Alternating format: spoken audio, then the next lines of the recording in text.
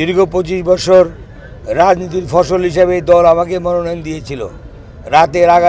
রাতের আধারে ভিন্ন দলের প্রার্থী নিজের সর্বস্ব বিকিয়ে দিয়ে তার প্রত্যেক দলকে বিসর্জন দিয়ে বিএনপিতে যোগদান করে আমার মনোনয়ন হাইজ্যাক করে নিয়ে গেছে। তারপরে জনতার আবেদনের পরিপ্রেক্ষিতে আমি এখন জনতার প্রার্থী। আমার মার্কা এখন হাঁস। আমি জনতার পাশে আছি। ইনশাল্লাহ জয় পরাজয় আল্লাহর হাতে। তবে আমি আশা করি জনতার যেই ঢল জয় আমাদের হবে নিশ্চয়ই ইনশাল্লাহ। দল এখন পর্যন্ত আমার বিরুদ্ধে কোনো ব্যবস্থা নেয় নাই, ইনশাল্লাহ আগামীতেও নিবে না।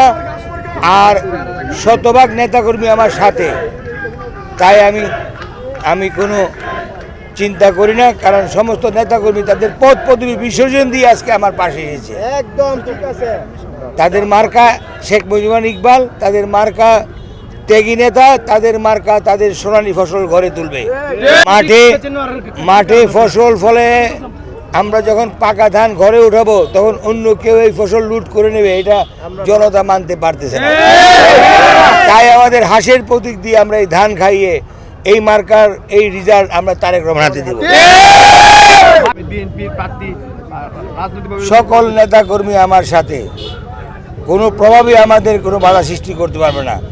এই দলটি আমরা 17 বছর পর পুনরুদ্ধার করে আমাদের নেতা জনাব তারেক রহমানকে উপহার দিতে চাই। নির্বাচন কমিশনের অবাধ ও সুষ্ঠু নির্বাচন, মানুষ যাতে তার স্বাধীন মত প্রকাশ করতে পারে এবং সুন্দরভাবে ভোট কেন্দ্রে গিয়ে ভোট প্রদান করতে পারে, এটাই নির্বাচন কমিশনের কাছে আমার আকুল আবেদন। আইন শৃঙ্খলা বাহিনীর কাছে আমার আকুল আবেদন, মানুষ যাবে শান্তিভাবে সুষ্ঠুভাবে নির্বাচন ভোট কেন্দ্রে যেতে পারে তার ব্যবস্থা করা। জয়ের ব্যাপারে কতটা আশাবাদী আপনি? জয় পরাজয় আল্লাহর হাতে। আমরা শতভাগ নিশ্চিত, ইনশাল্লাহ আমরা জয় করব।